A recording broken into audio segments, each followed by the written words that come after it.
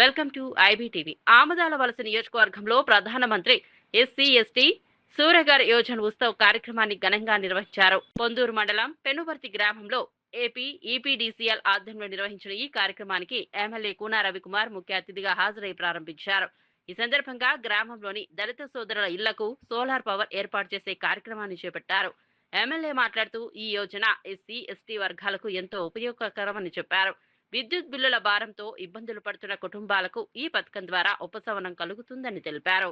వెనకబాటుతనాన్ని మీరు ఆసరా తీసుకుని మీరు అధికారుల నిర్ణయాలు తప్పులు చేస్తారా అని చెప్పి గట్టిగా ప్రశ్నించారు.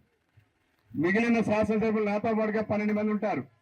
వాళ్ళు కూడా అందరూ చూశాక ఇది రైట్, ఇది మా చైర్మన్ గారు చెప్పింది, మేము కూడా మీ మీద రిపోర్ట్ రాస్తాం, గవర్నమెంట్కి రాస్తాం, గవర్నమెంట్ కూడా నిర్ణయాలు తీసుకోలేదు కాబట్టి గవర్నమెంట్ కూడా రాసి సిఎండ్ఏజీ ద్వారా గవర్నర్కి ఇచ్చి గవర్నమెంట్ ఆఫ్ ఇండియా కూడా ఇస్తామని చెప్పారు. దాని మీద కాస్త కదలికి వచ్చింది. శ్రీకాకుళం పట్టణంలో ఇంత కార్పొరేషన్ అది 133 kV సబ్స్టేషన్ లేదు. అందుకనే పవర్ ఫ్లక్చుయేషన్స్ విపరీతంగా ఉంటాయి మన టౌన్లో. మన జిల్లాలో 220 లేదు, 400 లేదు. నేను ఒకనాడు మన ఆంధ్ర షుగర్ ఫ్యాక్టరీని డేటా అదానీ సెంటర్ 50,000 కోట్లు 70,000 కోట్లు విశాఖపట్నంకి వస్తామంటే అందులో మన శ్రీకాకుళం జిల్లా ఆయన అందులో డైరెక్టర్గా ఉన్నాడు. ఈవెన్ నవ్వు ఉన్నాడు. ఒక 10,000 కోట్లు నేను పెట్టించని చెప్పా. ఆయన మరుసటి రోజు టీవీని పంపాడు, జిల్లాలో దిగాలి అప్పుడు ఓపెన్ చేశారు.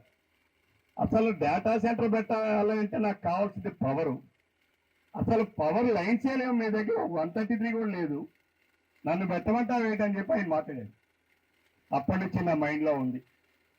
అందుకనే ఆ రోజే 220 kVకి సర్బుజ్జిలో ఇవ్వాలని, ఒక 400 kV సబ్స్టేషన్కి ఆమదాల వలస దగ్గర ఒక 40 ఎకరాలు, సర్బుజ్జిల దగ్గర ఒక 20 ఎకరాలు, 60 ఎకరాలు వాళ్ళకి ట్రాన్స్ఫర్ వాళ్ళకి వెంటనే ట్రాన్స్ఫర్ చేశాను.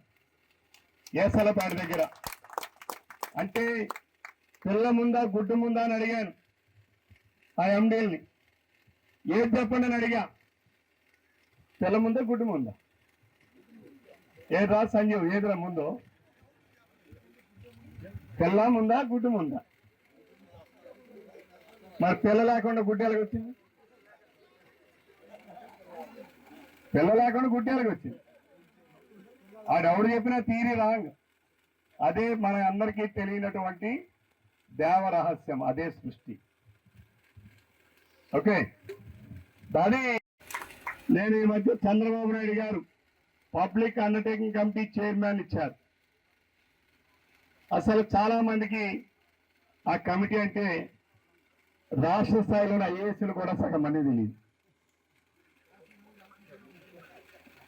ఐఏఎస్ అధికారులు కూడా తెలియదు, వాళ్ళు ఏం చేస్తారో తెలియదు. ఈ రాష్ట్రంలో ప్రభుత్వం ఒక పైసా ఖర్చు పెట్టాలన్నా ఎవరు ఆమోదించాలి? శాసనసభ ఆమోదించాలి. ఈ రాష్ట్రానికి వచ్చే ఆదాయంలో ఒక పైసా ఖర్చు పెట్టాలన్నా శాసనసభ ఆమోదం ఉండాలి. అందుకనే బడ్జెట్ సెషన్స్ అంటారు. ప్రతి ఏడాది మార్చి నెలలో నిర్వహిస్తారు 15-20 రోజులు. అందులో ఆమోదిస్తే తప్ప ఏప్రిల్ 1వ తారీఖు నుంచి ఒక్క పైసా కూడా ఖర్చు పెట్టే అధికారం ముఖ్యమంత్రికి కానీ మంత్రులకు కానీ అధికారులకు కానీ ఎవ్వరికీ ఉండదు.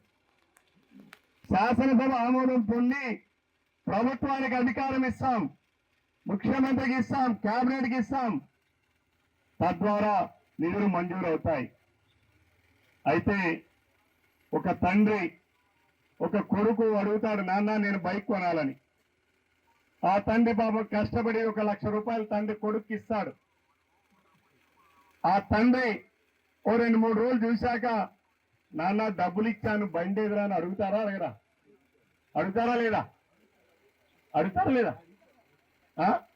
వాడు ఏ బండి కొన్నాడు?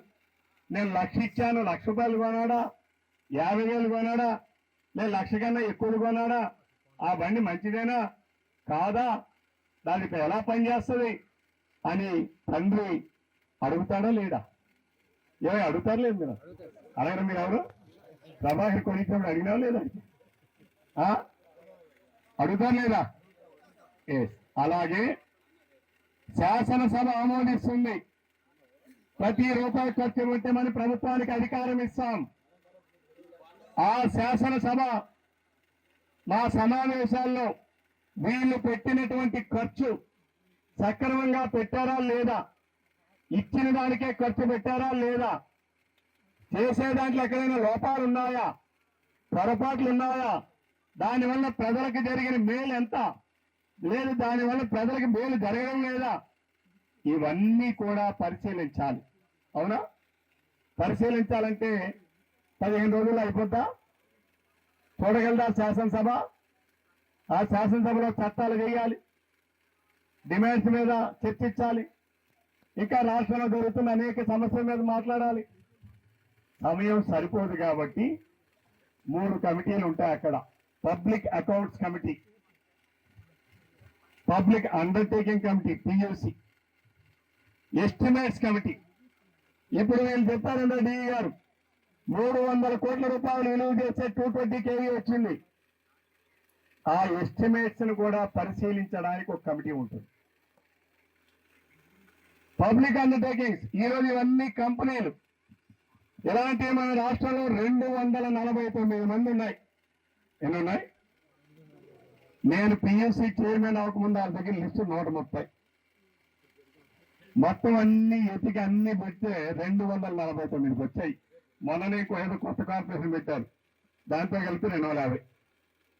ఈ 250 మందికి 250 మంది ఐఏఎస్ అధికారులు ఉంటారు. ఎంతమంది ఉంటారు? 250 మందికి 250 ఐఏఎస్ అధికారులు ఉంటారు. అంతమంది ఐఏఎస్ అధికారులు లేరు మన రాష్ట్రంలో. ఒకదానికే 2 3 ఉంటారు, 2టికి 1 3టికి 1 కూడా ఉంటాడు. అంటే ఈరోజు ఈ పిఎస్సి అనేది ప్రభుత్వ లెక్కలు చూస్తుంది.